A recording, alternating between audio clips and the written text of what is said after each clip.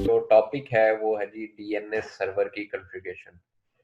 इससे पहले जनाब हमने देखा कि डीएनएस सर्वर क्या काम करता है, डीएनएस सर्वर की जो ज़ोन होती हैं वो किस किस तरह से होती हैं, वो कितनी किस्म की होती हैं, प्राइमरी ज़ोन होती है, सेकेंडरी ज़ोन होती है, स्टब ज़ोन होती है।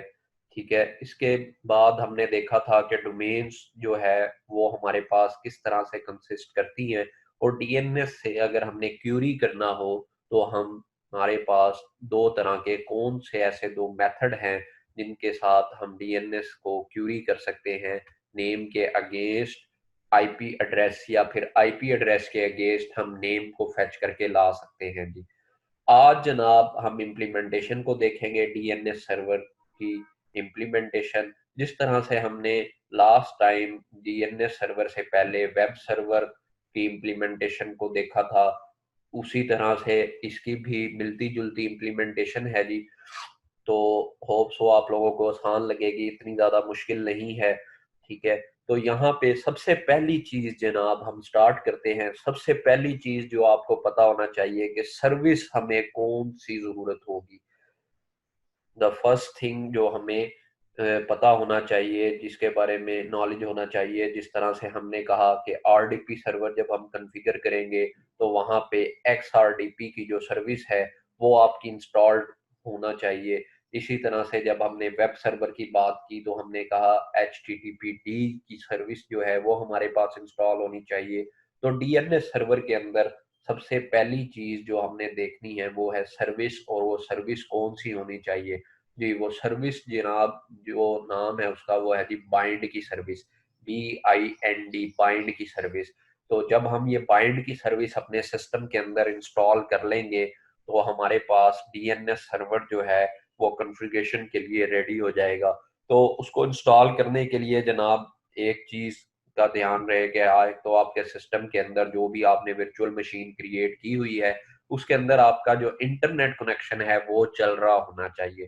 तो इंटरनेट कनेक्शन जब तक आपका नहीं चलेगा तो आप इस यम को इस्तेमाल नहीं कर सकते। जिस तरह से हमने पहले देखा कि जनाब यम को यूज करने के लिए, यम के थ्रू कोई भी चीज की इंस्टॉलेशन करने के लिए क्या कमांड है, तो वो जनाब अब हमने बाइंड को यम के जरिए इंस्टॉल करना है। तो उसके लिए जनाब कमांड लिखी हुई है, ये जो दूसरे नंबर पे कमांड लिखी गई है वो है जी यम इंस्टॉल, आगे बाइंड के आगे देखें स्टैरिक डाला गया है। ये आप लोगों के लिए नया हो सकता है कि जनाब ये स्टैरिक का क्या मतलब है। यहाँ पे स्टैरिक का मतलब ये है कि बाइंड से रिलेटेड जितनी भी इंटरनेट पे रेपोजिटरीज मौजूद हैं, जितने भी इसके पैकेजेस मौजूद हैं, जितनी भी इसकी डिपेंडेंसीज मौजूद हैं, वो सारी की सारी हम इंस्टॉल कर लें, वो सारी की सारी हमारे सिस्टम में डाउनलोड हो जाएं, ताकि हमें वन बाय वन करके बाइंड से रिलेटेड जो भी सर्विसेज हम इंस्टॉल करना चाहेंगे उनको ना करना पड़े। तो हम जनाब सभी सर्विसेज की बात यहाँ पे कर रहे हैं, इसलिए हमने क्या लिख दिया, बाइंड स्टैरिक। ये उसी तरह से है जिस तरह से आप डेटाबेस के अंदर select all from this table करते हैं, तो वहां पे ऑल के लिए भी आप स्टैरिक ही यूज करते हैं। -y का आप लोगों को पहले भी लेक्चर्स के अंदर बता चुका हूँ कि जनाब -y का मतलब क्या होता है। -y का मतलब होता है ऑटो, हम क्या करवाना चाहते हैं, यस के ऑप्शन को अडॉप्ट करना चाहते हैं। जब हमारे पास यम जब किसी चीज की इंस्टॉलेशन कर रहा हो तो वो हमें कोई ऑप्शन दे, are you want to sure continue, तो हमारे पास दो ऑप्शन होंगे, या हम यस कर सकेंगे या नो। तो हम बाय डिफॉल्ट उसे कह रहे हैं कि जनाब जब भी आपसे ऑप्शन मांगा जाए तो आपने क्या कर देना है, -y प्रेस कर देना है। इस तरह से आप बाइंड की सर्विसेज जब आपके पास इंस्टॉल हो जाएंगी, तो हमने जनाब पढ़ा था कि अब जब भी आप कोई भी सर्वर इंस्टॉल करते हो तो उसकी जो कॉन्फ़िगरेशन से रिलेटेड जो फाइल्स होती हैं वो किस डायरेक्टरी के अंदर जाती हैं जी, बिल्कुल ईटीसी की डायरेक्टरी के अंदर जाती है। ईटीसी की डायरेक्टरी के अंदर जब भी हम कोई भी सर्वर आप इंस्टॉल करने लगेंगे, जब हमने जनाब आरडीपी सर्वर इंस्टॉल किया तब भी ईटीसी की डायरेक्टरी में आरडीपी की कॉन्फ़िगरेशन की फाइल जाएंगी। जब हमने वेब सर्वर इंस्टॉल किया तब भी हमने देखा कि HTTPD की जो कॉन्फ़िगरेशन की फाइल थी वो भी हमारे पास कहाँ पे गई, ईटीसी की डायरेक्टरी के अंदर गई। तो जितनी भी कॉन्फ़िगरेशन से रिलेटेड जितनी फाइल्स होती हैं हमारी, वो सारी की सारी कहाँ पे जाती हैं, ईटीसी की डायरेक्टरी में जाती हैं। और ईटीसी की डायरेक्टरी किस डायरेक्टरी के अंदर आती है? ईटीसी की डायरेक्टरी हमारे पास रूट डायरेक्टरी के अंदर आती है जी। रूट डायरेक्टरी के अंदर हमारे पास ये ईटीसी की डायरेक्टरी आती है। तो हमने क्या करना है, इस ईटीसी की डायरेक्टरी के अंदर जाना है। तो आप कैसे जा सकते हैं? सीडी करके आप जनाब कहाँ पे जाएंगे, ईटीसी की डायरेक्टरी में जाएंगे और वहां पे आपको name.conf की फाइल मिलेगी और उसे आप ये वी करके, जिस तरह से आप किसी टेक्स्ट फाइल को ओपन करते हैं, सेम उसी तरह से आप इस कॉन्फ़िगरेशन की फाइल को ओपन कर लेंगे। तो हमने क्या क्या किया, हमने अभी तक कुछ भी ज्यादा नहीं किया, हमने सिर्फ अभी बाइंड की सर्विसेज को इंस्टॉल किया। दूसरे नंबर पे जब वो इंस्टॉल होगी तो हमने कहा कि उसकी कॉन्फ़िगरेशन से रिलेटेड जो फाइल है वो ईटीसी की डायरेक्टरी के अंदर मौजूद है और हमने उस फाइल को अपने सामने ओपन कर लेना है। वी आगे क्या करेंगे, ईटीसी name.conf आपके सामने एक फाइल ओपन हो जाएगी जिसके अंदर नंबर ऑफ जो सेटिंग्स, नंबर ऑफ कॉन्फ़िगरेशंस जो हैं वो मौजूद हैं, ऑलरेडी मौजूद हैं। आपने इनमें से कुछ कॉन्फ़िगरेशन जो हैं वो एडिट करनी है और बाकियों को नहीं छेड़ना, बाकी पैरामीटर्स को नहीं छेड़ना। आपने जिस कॉन्फ़िगरेशन को एडिट करना है, यहाँ पे आपको एक लाइन लिखी नजर आ रही होगी जनाब। हमने टीसीपी ट्रांसपोर्ट लेयर पे जनाब हम बात करते हैं कि जो डीएनएस सर्वर है हमारे पास, ये कौन सी पोर्ट पे लिसन करेगा? ये पोर्ट नंबर 53 पे लिसन करेगा जी। जिस तरह से हमने कहा था कि XRDP जो हमारे पास था वो 3389 पे लिसन कर रहा था, HTTP जो हमारा सर्वर था वो 8080 पे लिसन कर रहा था। सेम उसी तरह से जब आपसे पूछा जाए, जब आपका क्वेश्चन आए कि जनाब डीएनएस सर्वर आपका किस पोर्ट पे लिसन करता है, तो आपने बताना है कि जनाब वो डीएनएस सर्वर जो है वो 53 पोर्ट पे लिसन करता है। अब फिर सवाल ये पैदा होता है, हम हर बार ये देखते थे कि ट्रांसपोर्ट लेयर पे अब ये दो प्रोटोकॉल में से कौन से प्रोटोकॉल को यूज करता है? आया ये टीसीपी को यूज करता है या फिर ये यूडीपी को यूज करता है? तो हमारे केस के अंदर ये जो डीएनएस सर्वर आज हम कॉन्फ़िगर कर रहे हैं, जो ये 53 पोर्ट के ऊपर लिसन कर रहा है, ये टीसीपी को भी स्पॉन्सर्ड करता है और यूडीपी को भी स्पॉन्सर्ड करता है, टीसीपी को भी इम्प्लीमेंट करता है, यूडीपी को भी इम्प्लीमेंट करता है। टीसीपी को कब इम्प्लीमेंट करता है? जब हम बात करते हैं हमने जोन्स के ट्रांसफर करने की, जब हम प्राइमरी जोन से सेकेंडरी जोन की तरफ ट्रांसफर कर रहे होते हैं डाटा, तो हम जब यूज कर रहे होते हैं टीसीपी। और जब हम क्यूरी करने की बात कर रहे होते हैं, क्लाइंट रिक्वेस्ट करता है इसकी के जनाब मेरी एक डोमेन नेम है, डोमेन नेम डॉट कॉम आप अज्यूम कर लें, एक डोमेन नेम है हमारी, इसको हमने रिजॉल्व करके लेके आना है। रिजॉल्व करने से मुराद क्या है कि आईपी एड्रेस इसके अगेंस्ट फेच करके लेके आना है। तो ये जो रिक्वेस्ट है ये हमारी ट्रांसपोर्ट लेयर पे यूडीपी हैंडल कर रहा होगा। यूडीपी क्यों हैंडल कर रहा होगा? यूडीपी का जो आपने इंटरनेट आर्किटेक्चर एंड प्रोटोकॉल के अंदर पढ़ा होगा कि जनाब यूडीपी का जो हेडर है वो जनाब कम होता है रेदर देन टीसीपी। तो हमें जब हमारा हेडर कम होगा तो उसके ऊपर जो प्रोसेसिंग की एफर्ट है वो भी कम करना पड़ेगी और क्यूरी जो है हमारी वो फास्टली हमें उसका रिप्लाई रिटर्न होगा। इस वजह से क्यूरी करने के लिए हमने, ये रिकर्सिव क्यूरी हो या फिर आइटरेटिव क्यूरी हो, क्यूरी करने के लिए हमने किस मेथड को यूज करना है? हमने यूडीपी को यूज करना है। जबकि जोन्स को ट्रांसफर करने के लिए हमने किस मेथड को यूज करना है? टीसीपी को यूज करना है। तो ये हम अब आपने जब आप कॉन्फ़िगरेशन ओपन करेंगे इस लाइन के ऊपर आ जाना है, लिसन ऑन पोर्ट 53। आगे जनाब लिखा हुआ है 127.0.0.1, इसको आपने लिखा रहने देना है। आगे सेमी कॉलम मौजूद है। आगे ये जो आपको रेड कलर की जनाब एक आईपी शो हो रही है 192.168.1.101 जी, ये आईपी है जी आपका, जो हम डीएनएस सर्वर बनाने लगे हैं उसकी आईपी।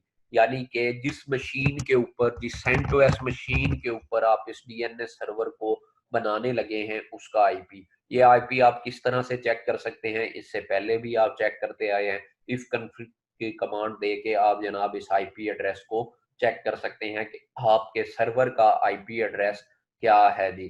तो इफ कन्फिग की कमांड से जनाब आप इसे चेक कर सकते हैं।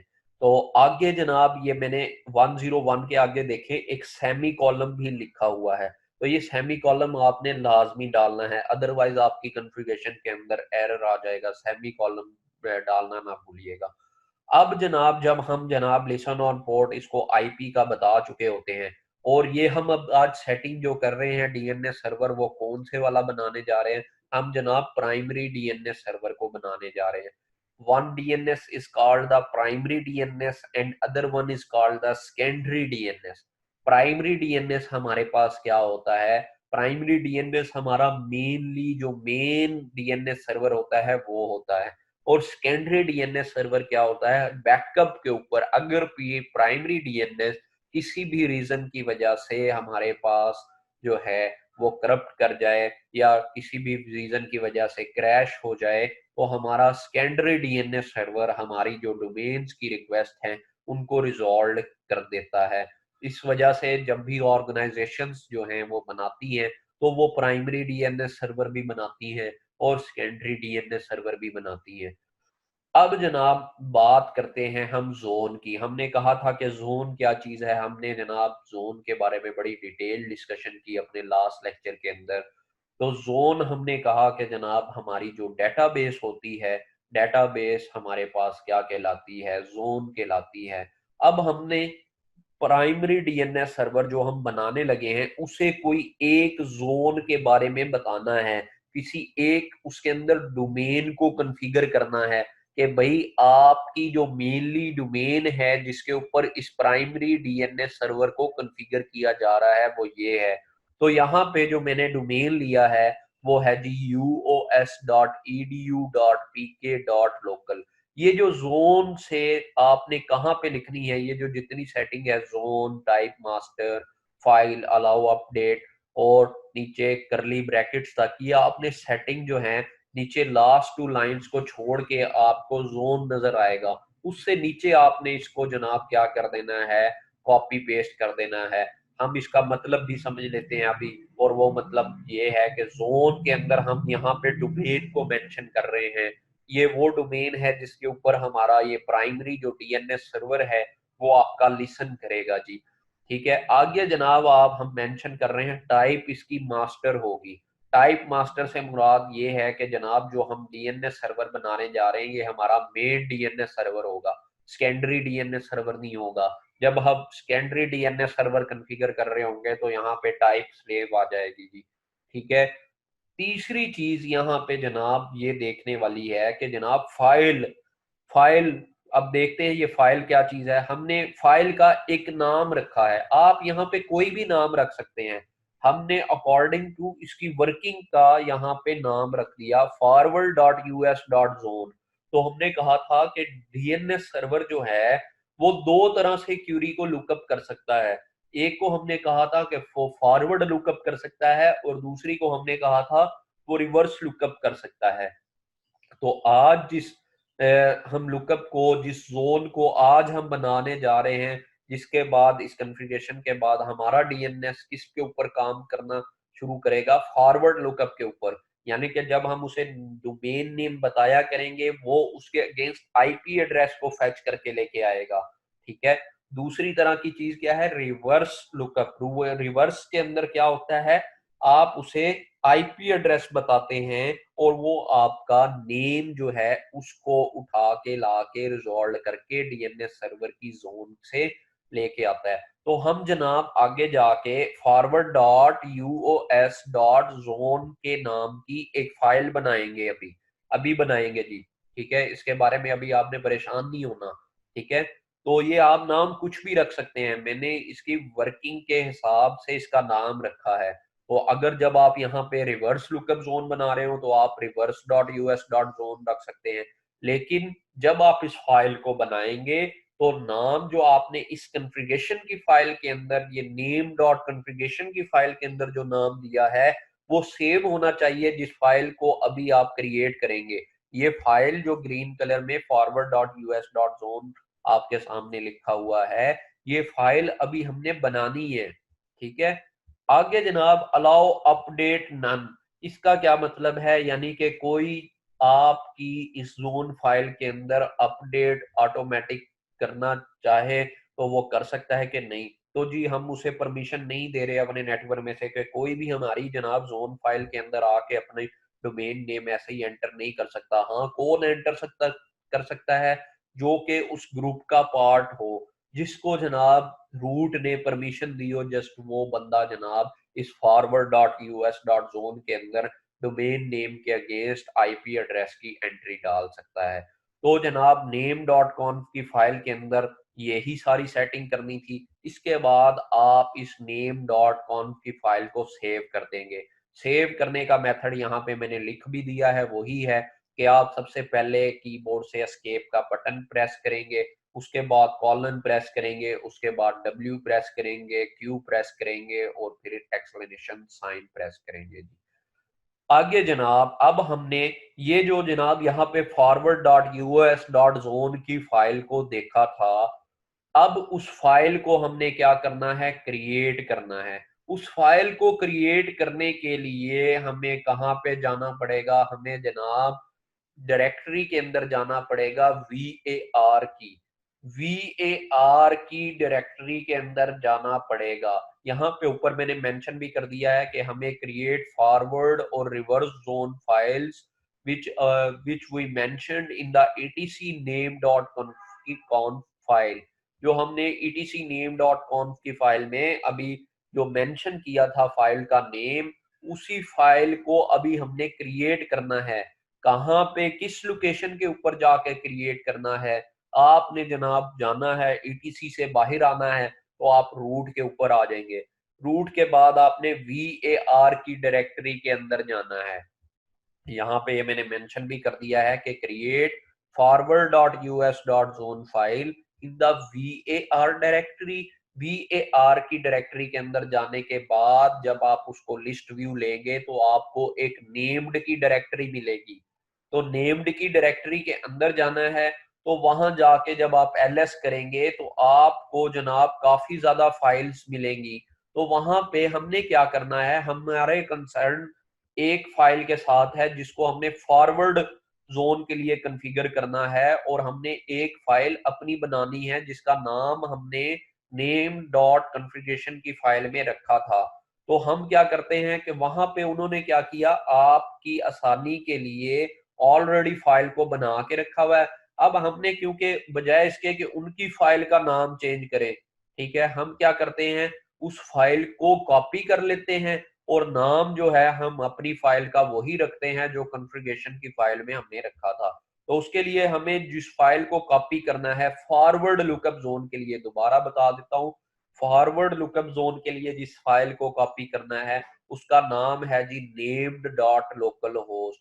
ये सेकंड लास्ट लाइन के ऊपर जनाब हमने कमांड लिखी कि जनाब हम क्या करना चाहते हैं, हम कॉपी करना चाहते हैं नेम्ड डॉट लोकल होस्ट को किसके अंदर, forward.us.zone। हमने यही नेम रखा था अपना जनाब नेम डॉट कॉन्फ की फाइल के अंदर। जब हम फाइल का नेम मेंशन कर रहे थे तो ये नेम वही सेम होना चाहिए आपका। इसके अंदर अगर डॉट का भी कोई भी आपका डिफरेंस हुआ तो आपकी ये फाइल जो है वो नहीं चलेगी। उसके बाद जो फाइल आपने ये क्रिएट की है forward.us.zone, इसको आपने ओपन कर लेना है। ओपन करने के लिए दोबारा वही कमांड के vi forward.us.zone। जब आप इस फाइल के अंदर जाएंगे तो आपको कुछ इस तरह का स्क्रिप्ट मिलेगा लिखा हुआ। अब इस फाइल के अंदर आके जनाब ये एक्चुअल में वो जोन की फाइल है, ये एक्चुअल में वो प्राइमरी जोन है। हमने दो टाइप्स पढ़ी ना, प्राइमरी जोन सेकेंडरी जोन, यही आपकी प्राइमरी जोन की फाइल है जिसके अंदर हम क्या कर रहे हैं, जाके जनाब हम डोमेन नेम्स के अगेंस्ट आईपी एड्रेसेस को मेंशन करेंगे। ये है वो डेटाबेस की फाइल जिसके अंदर जनाब आपका जो डीएनएस सर्वर है वो क्यूरी करने के लिए इस फाइल को यूज करेगा। तो यहाँ पे जनाब देख लेते हैं क्या क्या इंफॉर्मेशन मौजूद है। ये पहली लाइन के अंदर जनाब लिखा हुआ है TTL1D। TTL से मुराद टाइम टू लिव होता है, यू नो बेटर। 1D से मुराद 1 डे, यानी कि टाइम टू लिव इसकी क्या है, 1 डे तक है। @in आपने इस सिंटेक्स को नहीं छेड़ना, @in so ही रहने देना है, ठीक है जी। और आगे जनाब आपने अपनी इस मशीन का क्या नाम रखना है, तो हम इस मशीन को क्या किस नाम से पुकारें, यानी कि ये हमारा होस्ट है तो वो होस्ट का क्या नाम है, तो हम जनाब इस होस्ट का नाम रख देते हैं जिस मशीन के ऊपर हम कॉन्फ़िगर कर रहे हैं मेन डीएनएस को, इसे हम कह रहे हैं कि ये सर्वर है हमारा, मेनली जो सर्वर है हमारा ये इसका नाम है, तो हम इसे जनाब सर्वर डॉट आगे हमने डोमेन को मेंशन करना है जी। और याद रखिएगा ये फुली क्वालिफाइड डोमेन नेम है, FQDN जिसे आप कहते हैं। तो ये जो फुली क्वालिफाइड डोमेन नेम होता है आपका, उसके अंदर आपको लास्ट पे डॉट भी देना पड़ता है, server.us.edu.pk.local। अच्छा, ये हमने डॉट लोकल क्यों लगाया हुआ है, ताकि हम जनाब डिफरेंशिएट कर सकें, ये हमारी पब्लिक वेबसाइट की डोमेन नहीं है, ये us.edu.pk वो वाली us.edu.pk नहीं है जो जनाब पब्लिक है, ये हमारी ऑर्गेनाइजेशन के अंदर विद इन द ऑर्गेनाइजेशन चलने वाली एक डोमेन नेम हम कॉन्फ़िगर कर रहे हैं। इसके ऊपर जनाब आप अपना जो इंटरनली आपके जितने भी एप्लीकेशंस चल रही होंगी इंटरनल यूजर्स के लिए, उनको आप होस्ट कर सकते हैं, उनको जनाब आप सर्विसेज प्रोवाइड कर सकते हैं।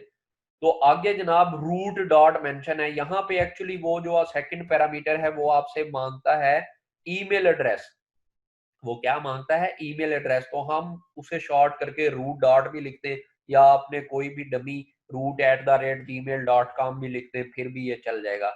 नीचे आपने किसी कॉन्फ़िगरेशन को नहीं छेड़ना, या ना ये जीरो सीरियल को छेड़ना है, 1 डे रिफ्रेश को, 1 आवर रिट्राई को, 1 वीक एक्सपायर को, 3 और मिनिमम को, इनको नहीं छेड़ना।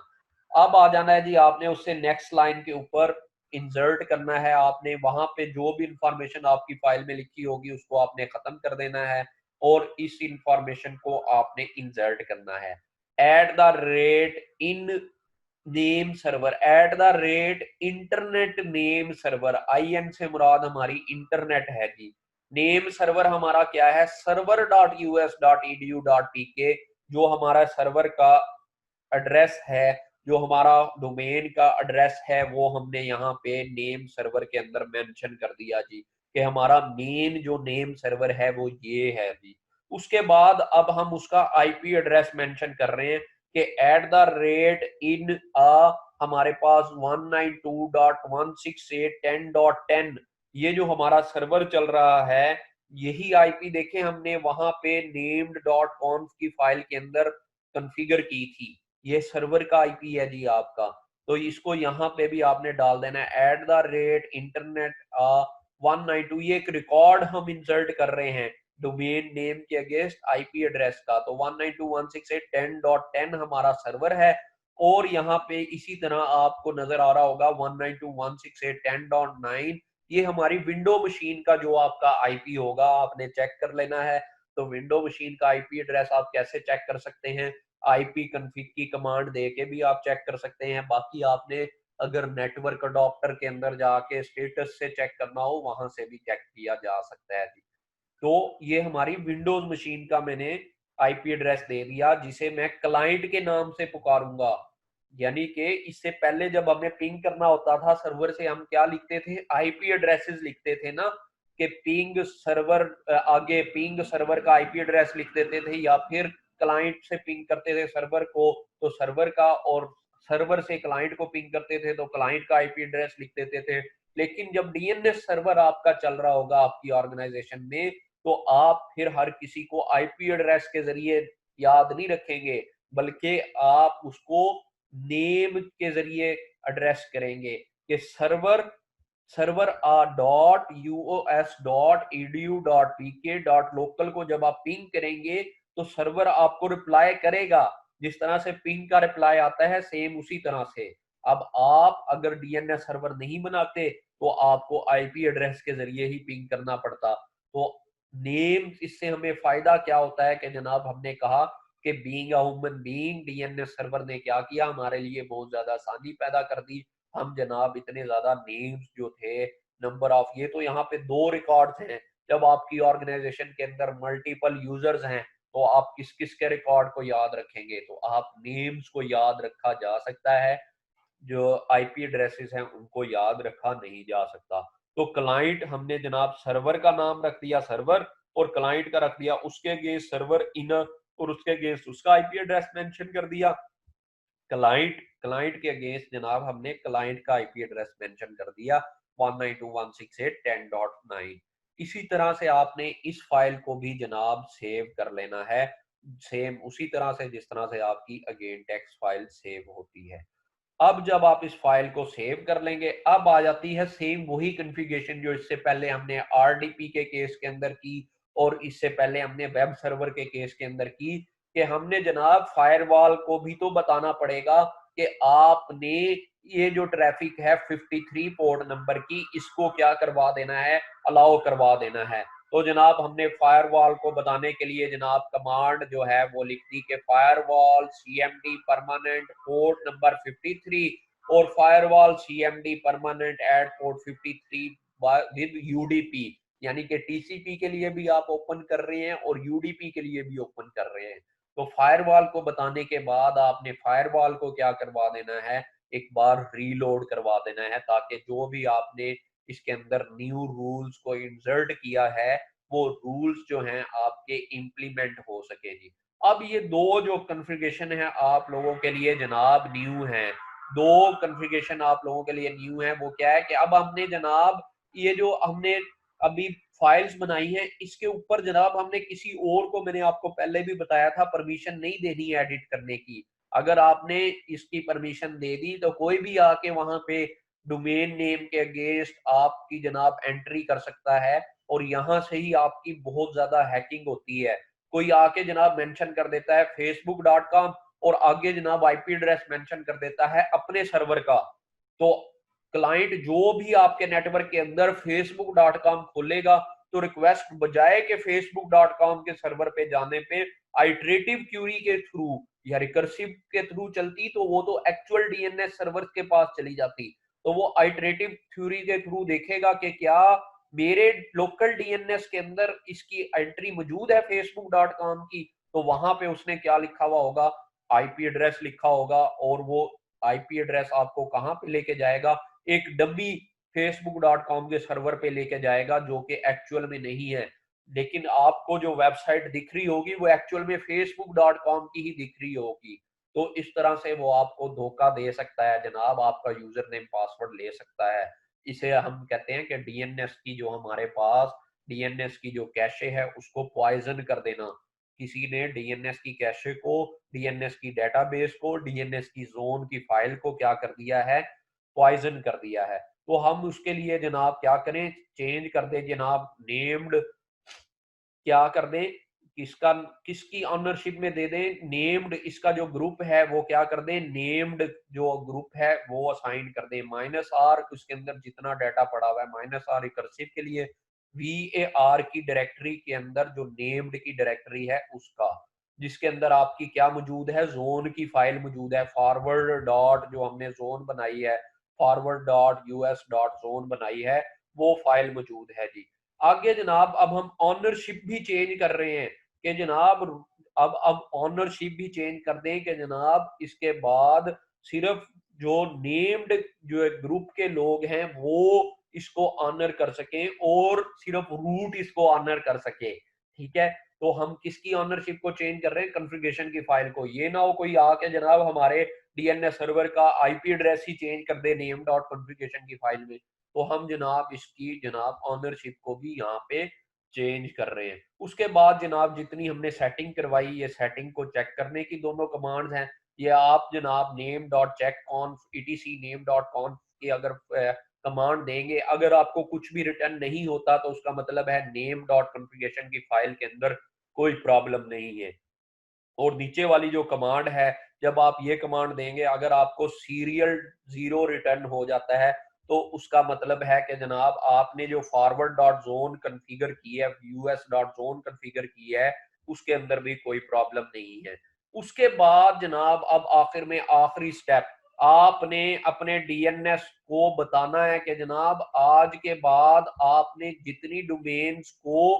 जितनी भी डोमेन्स को आपने क्या करना है, रिजॉल्व करना है, तो इस आईपी एड्रेस के जरिए करना है। उसके लिए आपने जनाब दोबारा से ईटीसी की डायरेक्टरी में जाना है, वहां पे resolve.conf की फाइल मौजूद है, वहां पे जाके जस्ट आपने सर्वर का नेम, सर्वर के अगेंस्ट अपने इस सर्वर का 192.168.10.10 का आईपी एड्रेस मेंशन कर देना है। उसके बाद जनाब आपने क्या करना है, सर्विसेज को स्टार्ट कर देना है और आपका जनाब डीएनएस सर्वर जो है वो काम करना शुरू कर देगा जी। आपका डीएनएस सर्वर काम करना शुरू कर देगा।